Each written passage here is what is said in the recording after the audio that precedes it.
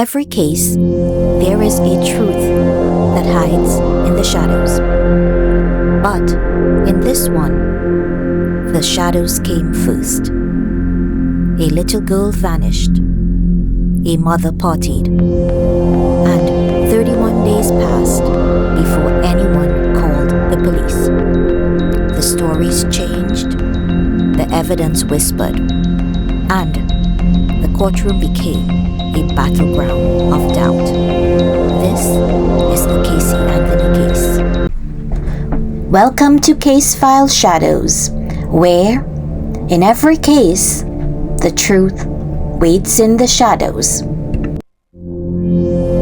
The disappearance. On June 16th, 2008, 2-year-old Kaylee Anthony was last seen alive. Not by police, not by neighbors, not by strangers, but by her grandparents, George and Cindy Anthony, inside their Orlando home. What happened after that moment became one of the most scrutinized timelines in modern true crime. Because from that day forward, Kaylee was gone. And Casey began living a life that did not match the reality unfolding behind closed doors. The 31 days. 31 days. That number became the heartbeat of this case. While Kaylee was missing, Casey went clubbing.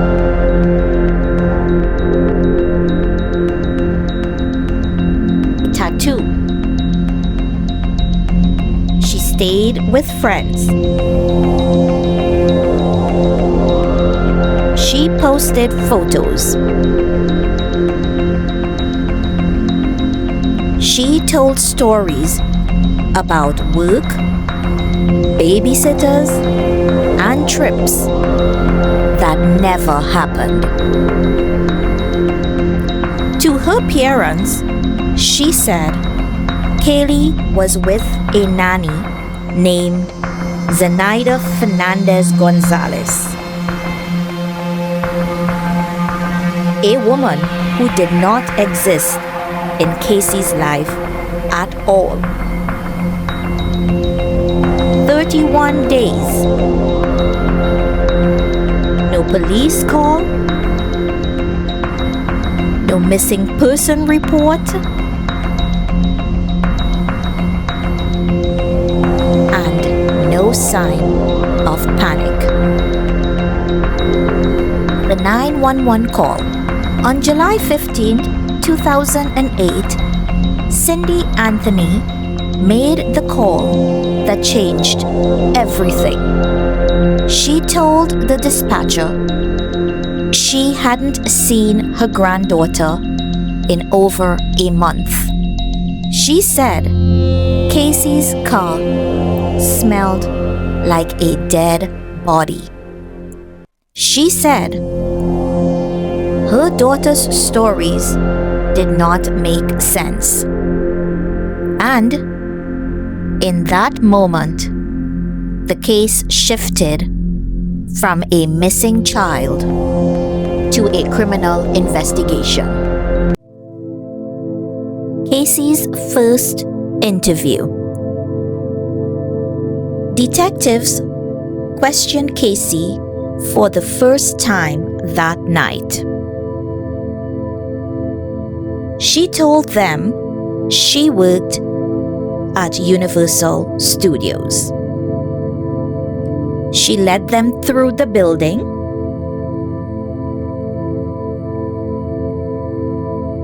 She walked down hallways.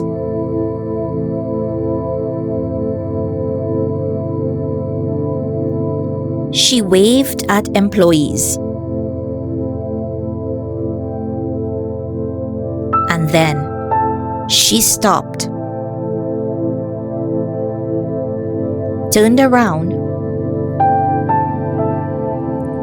and admitted she did not work there at all. It was the first major lie, but not the last. The nanny story. Casey insisted Kaylee had been taken by the nanny whose name was Zanny. She gave an apartment address. Investigators checked it. Vacant. She gave a phone number. Disconnected.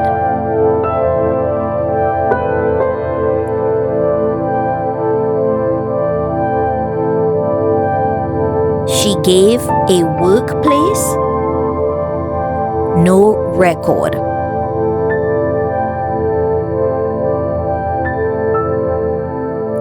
Every detail unraveled. But Casey held onto the story even as evidence contradicted every part of it. The car. The Pontiac Sunfire became one of the most critical pieces of evidence. When George Anthony retrieved the car from the impound lot, he noticed a smell he recognized from his years in law enforcement. Decomposition. Inside the trunk was a trash bag. A stain. A single hair later identified as consistent with Kaylee's. And chemical compounds associated with human decomposition. But no body. The search for Kaylee. Volunteers searched fields, forests, and abandoned lots.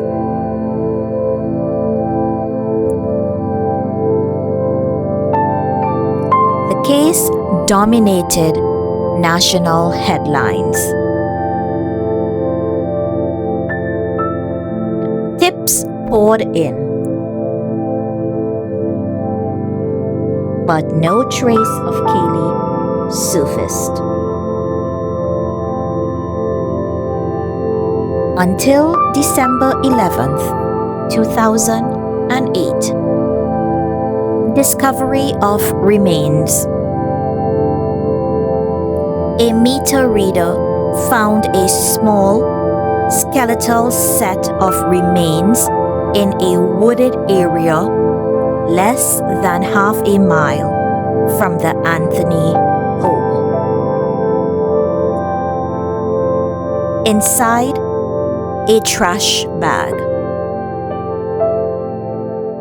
Inside, another bag with duct tape near the skull and a heart-shaped sticker found on the tape.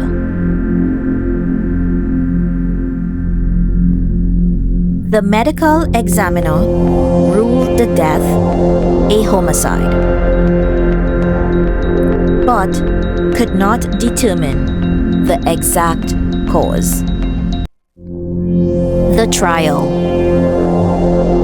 The prosecution argued Casey killed her daughter to free herself from parental responsibility.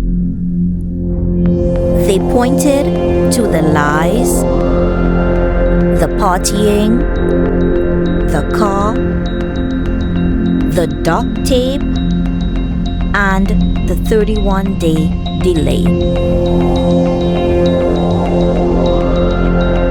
The defense argued Kaylee drowned accidentally in the family pool.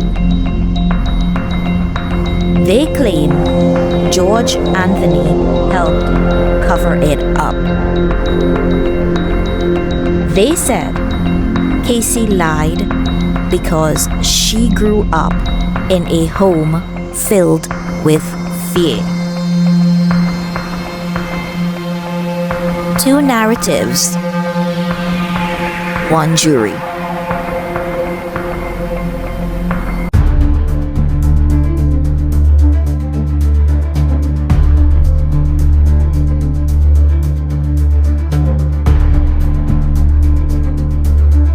The verdict. On July 5th, 2011, the jury delivered its decision. Not guilty of first-degree murder. Not guilty of aggravated manslaughter.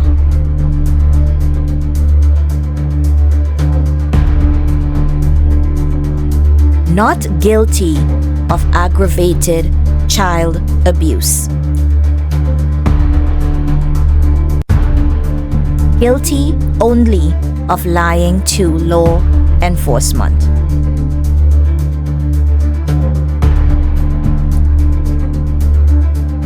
Casey Anthony walked out of jail days later. Closing reflection. Some cases end with answers. This one ended with questions. A child lost, a mother acquitted, a nation divided, and a truth that still hides in the shadows. After everything we have walked through, the evidence, the contradictions, the silence, what part of this case stays unresolved for you?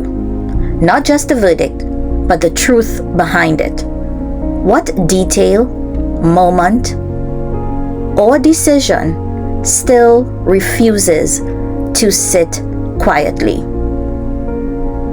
And this is Case File Shadows. Thank you for watching.